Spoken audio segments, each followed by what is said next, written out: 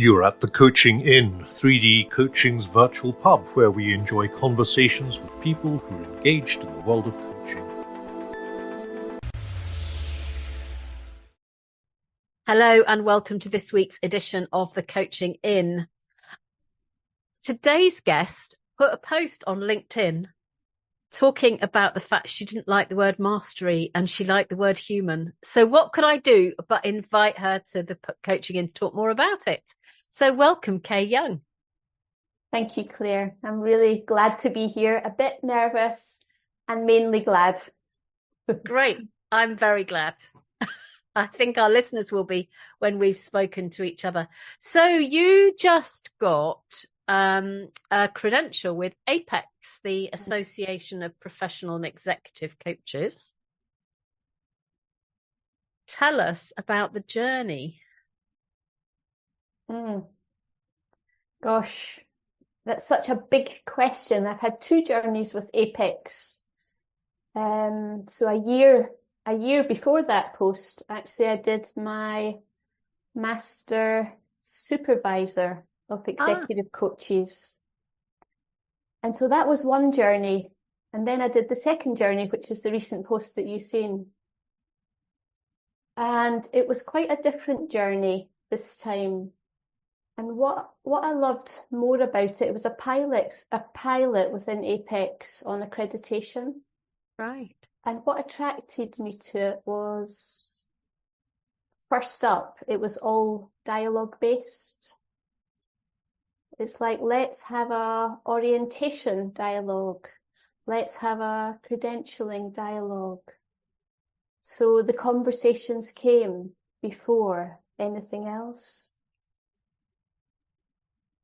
There's something in that for me that feels, just like, thank goodness. You know, you met human to human. It's exactly that. Yeah, lovely. It's exactly that. Just the relationship first, the human first, the who am I, how do I practice, actually who are you? And it really was human to human. Nice. Of course, you know, it was also robust, so more came after that, but it was that just initial contact that made all the difference for me. Wow.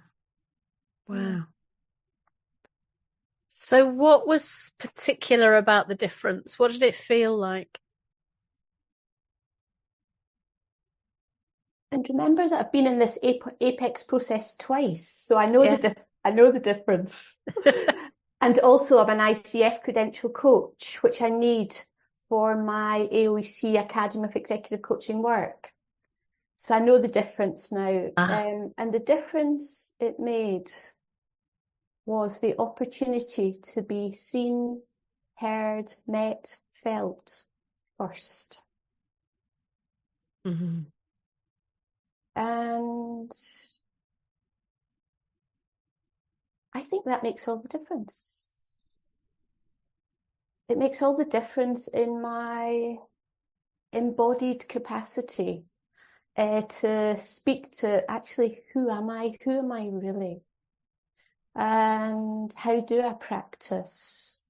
And what are the significant, deepest personal, professional influences that have shaped that practice?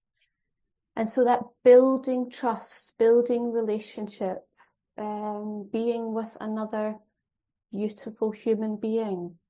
It's like, okay, now I'm settled. You know, now I'm in my breath, in my body, and can articulate more fully and more deeply. Wow. So what's different about your work now than it was when you started out coaching? Okay.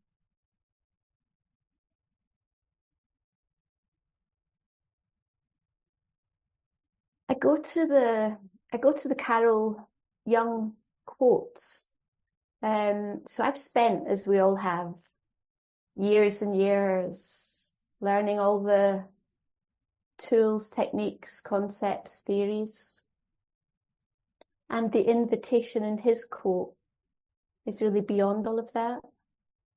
It's like, can you put aside all of your tools, techniques, concepts, theories, when you encounter the miracle of the human soul? So it's more, I guess it's more being and less doing, if I keep it at its simplest. I mean, yeah. And that's been hard won. Actually, it's been hard won because the tools, techniques, concepts, theories are a lovely safety blanket as we come into this training and progress, through the years. And I mean, you'll know better than most with your Simplifying Coaching book and your latest book as well. Well, we don't teach tools or techniques or theories in our coach training for that reason. I didn't know that.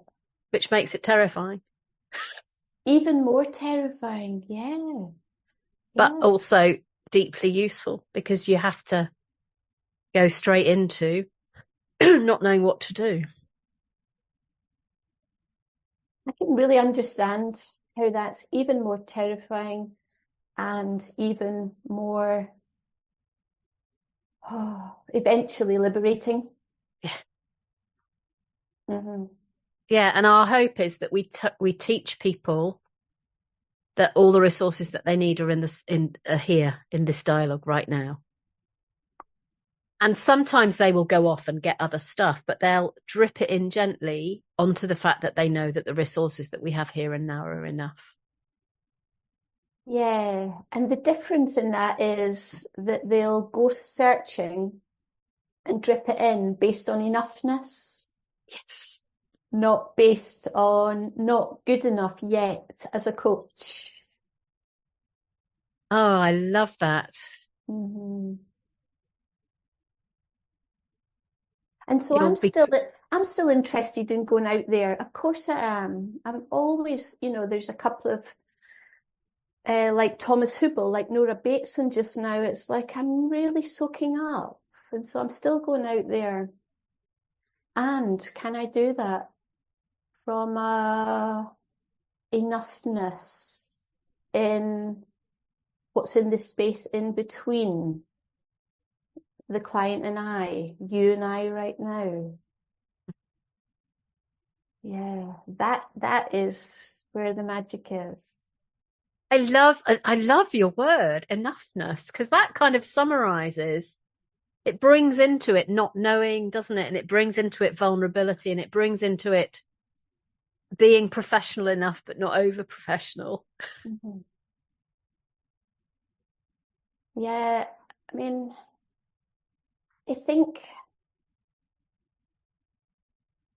it's only because I know not good enough that the enoughness is so significant for me now. Right.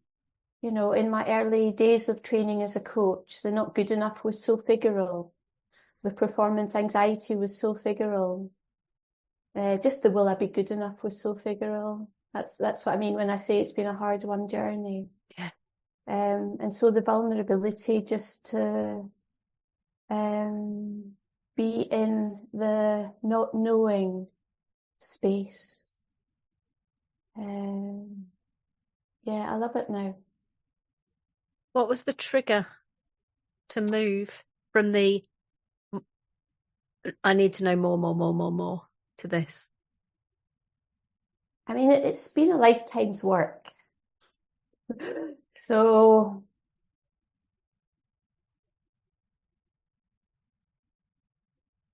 it started in midlife.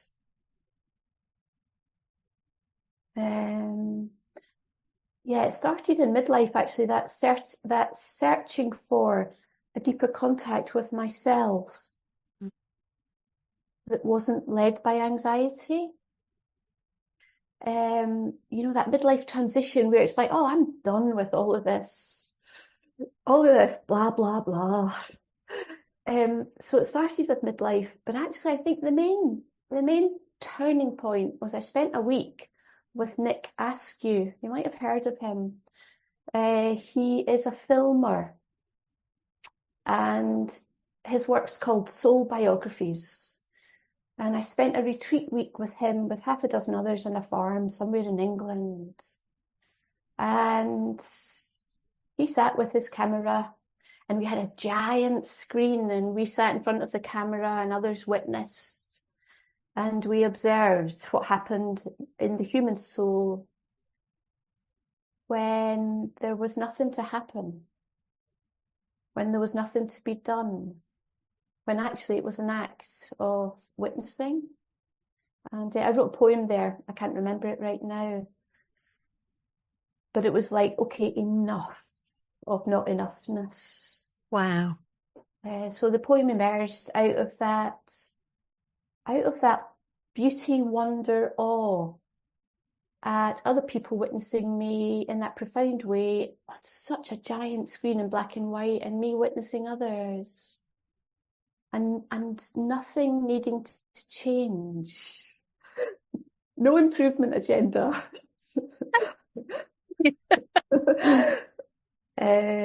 And then, of course, later I did my Gestalt training, and the single most crucial concept in that, which just lives in my bones, is Beiser's paradoxical theory of change, where the invite in the coaching work, in the living work, is how might we support ourselves and our clients to more fully and to even more fully inhabit all of what is.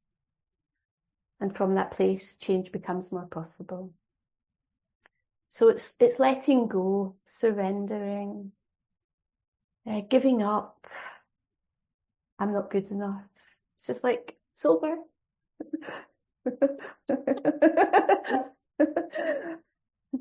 And what's the feedback you get from people you coach? Okay. Oh, it's a bit mixed. You can imagine it's mixed. Yeah. It's like, on one hand, no, I don't want to think and feel and be like this.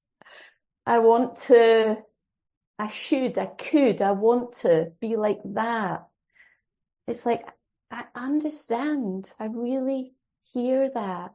And first, might you be willing to even more fully inhabit what is? So it's a gentle bowing, honouring. It's almost coaching as a spiritual practice, really. You know, can you be with what is? Can you bear? Can we do that together? And for other clients, it could be actually just quite liberating.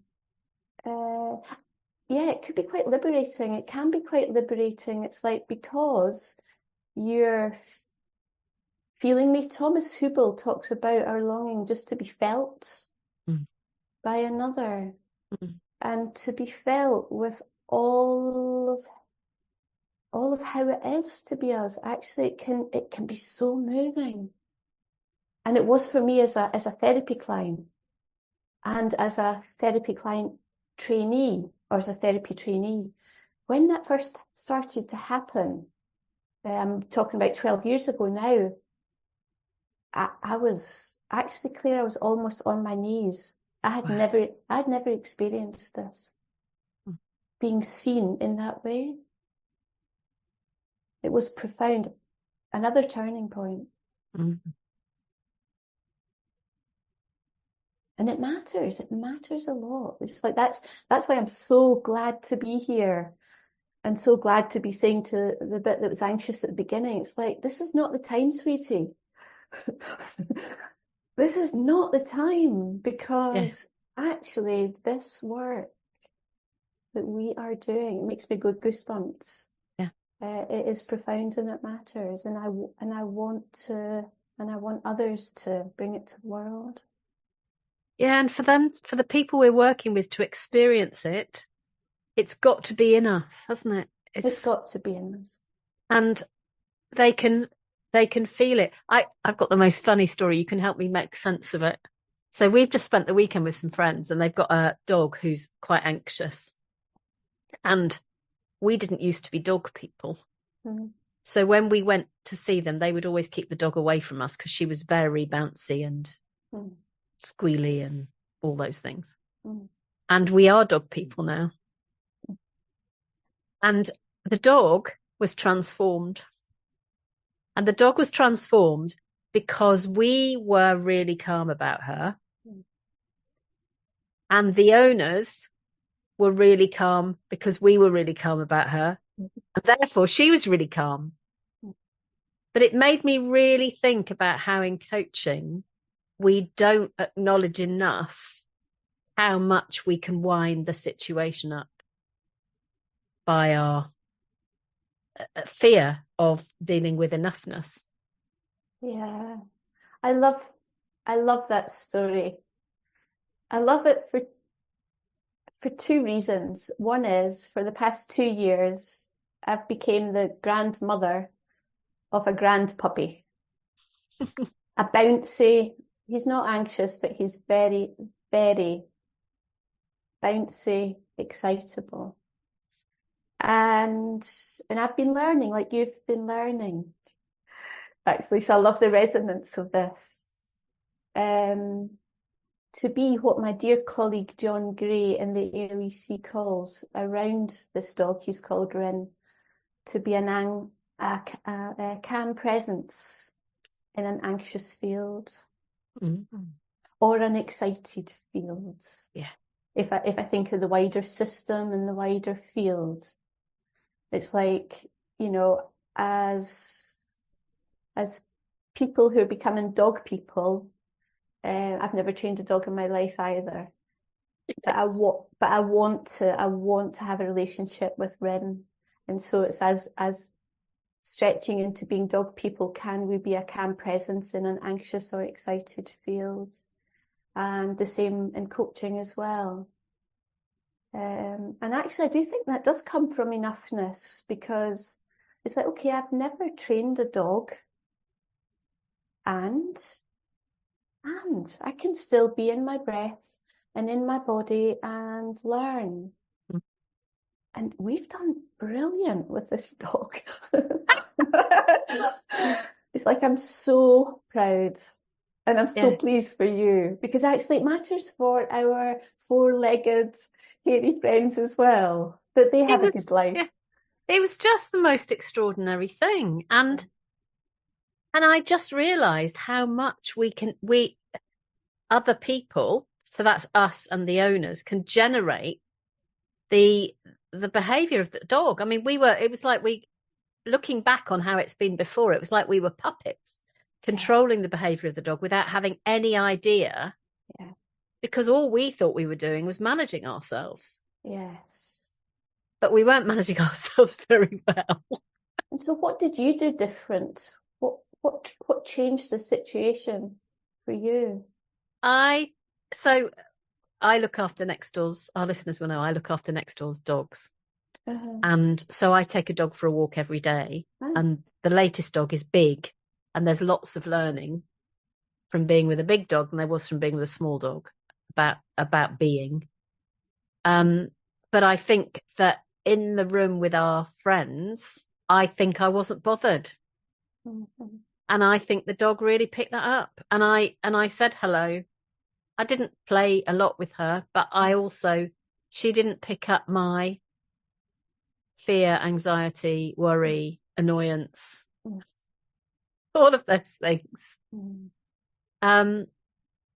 It was such an interesting experience.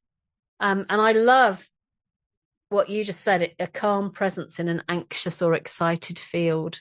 Yeah. Because I've got a field out here which can be anxious and excited. Think about it. Every time I look in the field, I'm going to think about your calm presence in a field. In my field. Yeah. John Gray talks about a calm presence in an anxious world.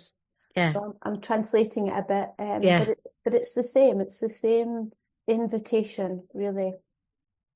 And of course, what's invisible and unseen is still in the wider system. It's still in the wider field.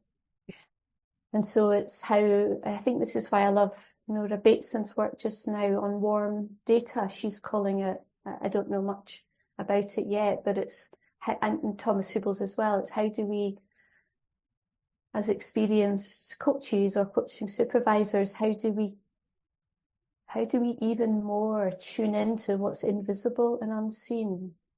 The kind of, and unspoken, and the mystery that's in the space in between, that typical coaching can miss because it's so focused on what's seen and what's obvious. Mm-hmm. I think there was a quote I used in Simplifying Coaching about the difference between a puzzle and a mystery, and how often in coaching we can think it's a puzzle that needs to be solved. Yeah. And the thinker can think it's a puzzle that needs to be solved, and we chase the solution to the puzzle. Totally. I love that. Yeah. And how could we even know what the puzzle is? And it isn't. Yeah. Yeah. Yeah.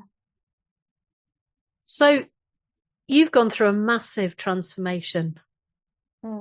You are going through a massive transformation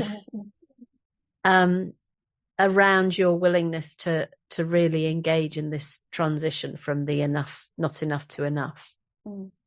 What's your hope for the profession, Kay?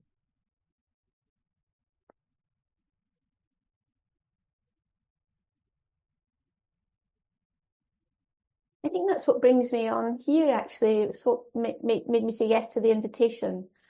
So it really is that we will deepen our capacity to be more aware, actually, to deepen our capacity for more resonance, more attunement, to be more with the unseen as well as the seen, the invisible as well as the visible, the mystery as well as the ordinary. You might call it consciousness, but that word's a bit confusing. Awareness is a bit easier. Really, I do think we're on the turning point for our way of being has consequences. And gosh, there's never been a more significant time for us to be more aware of the being the world needs right now, which isn't so focused on puzzles or solutions or old thinking to current issues. It's so much more than that. And coaching for, I will call it, I don't know what you've got to call it, but coaching for systemic change or social justice or social change, whatever it is, just person by person. I'm not meaning we're going to change the world, but just person by person and the ripples of that. That really matters to me. I love that thing, person by person. We've been shortlisted for an award. This is #ironic, given what we're talking about. Tell me. But I've got a line that I was going to say in the final presentation we do to them that was lives change lives. But I like yours better. May I steal it? Person by person. Yeah.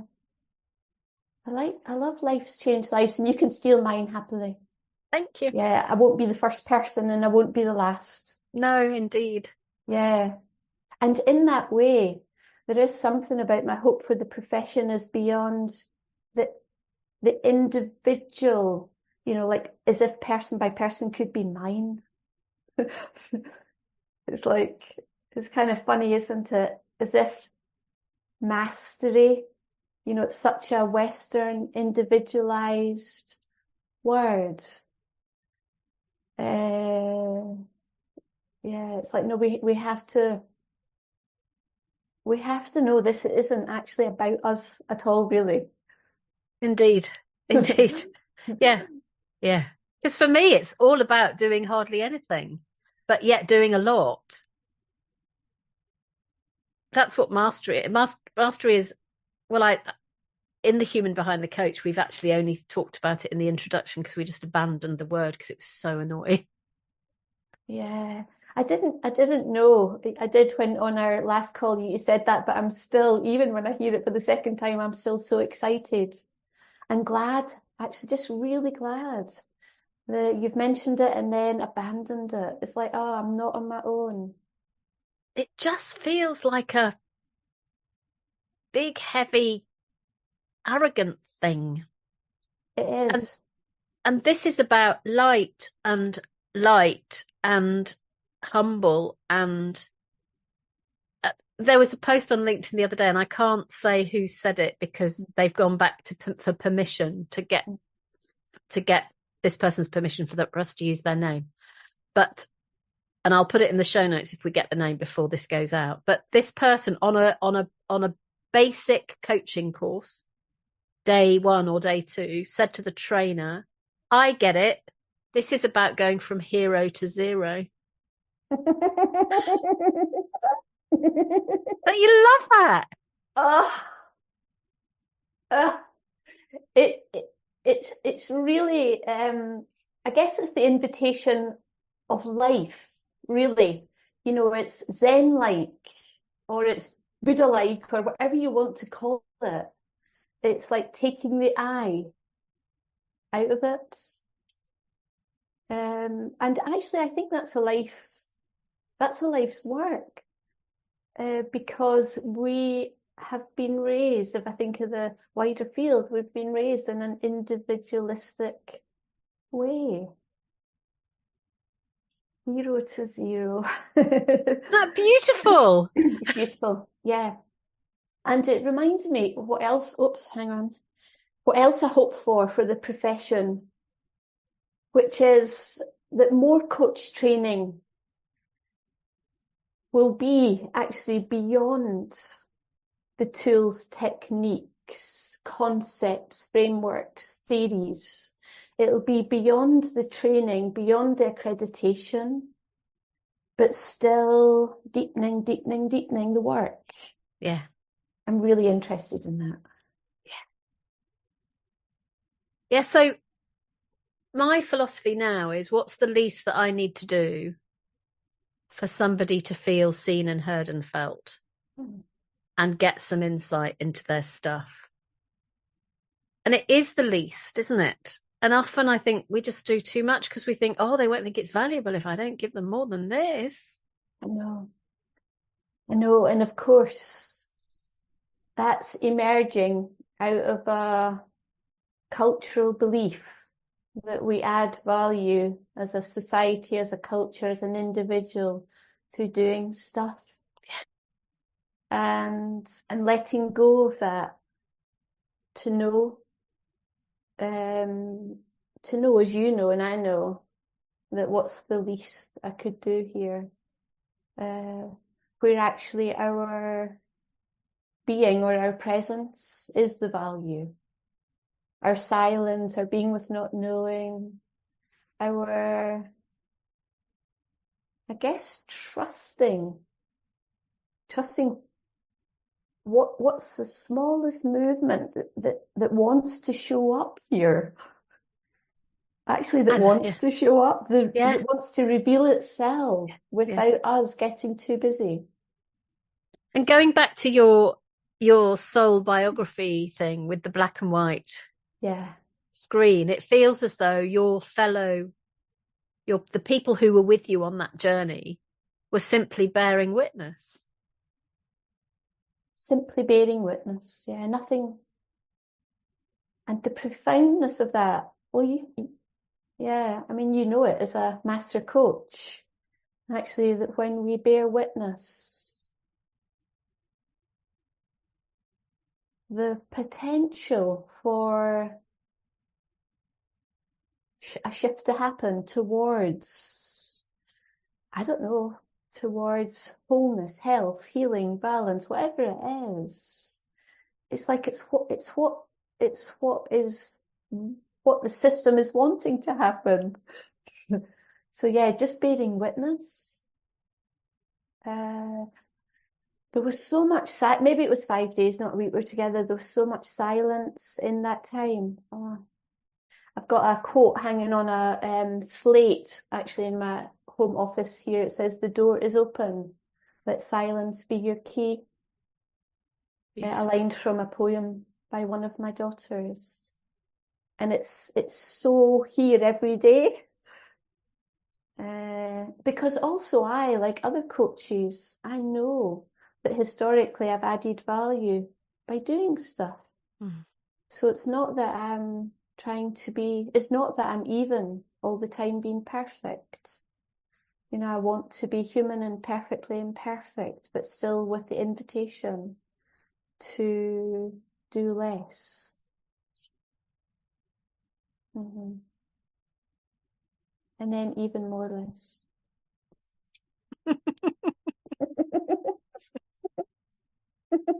And even more enoughness. Yeah. Amazing. Yeah. Mm-hmm. And you know, the more we witness people in the moments of their not enoughness, however that shows up, the more we bear witness to that, the more enoughness becomes. The more enoughness happens. That's actually what's happened to me. Mm. I've had the most, and still have, world-class people around me who can bear my moments still, where not enoughness still shows up. And in bearing witness to that, I become just more spacious. Trying to do that with my arms, find a word, but it's like, okay, I've got more breath, I'm more in my body, I've got less fear, less anxiety, much more enoughness for the next small step. And like our experience with the dogs, Mm-hmm. that change in you changes everything in the space between us, doesn't it? Everything. Okay. I hope we'll keep in touch. What an absolute delight to have you here in this conversation today. Yeah. Thank you, Claire. I've so appreciated this opportunity to speak to what's close to my heart and what I want for the profession. And I so appreciate you reaching out. Well, thank you. And we'll put Kay's contact details in the show notes. Yeah. Are you okay if I end by reading that quote from Palmer Parker that you put in that original post? Yes, please do. So this is Kay quoting Palmer Parker. "The human soul doesn't want to be fixed. It simply wants to be seen and heard. The soul is like a wild animal, tough, resilient, and shy. When we go crashing through the woods, shouting for it to come out so we can help it, the soul will stay in hiding. But if we are willing to sit quietly and wait for a while, the soul may show itself."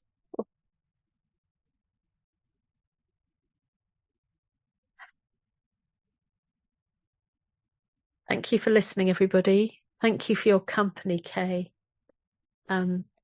You've been at the Coaching Inn. I'm Claire Pedrick, and I've been in conversation with Kay Young. Bye-bye, everyone. Bye-bye. Thank you, Claire. If you've enjoyed what you've heard today, we'd love you to share the podcast with a friend or leave a comment on social media.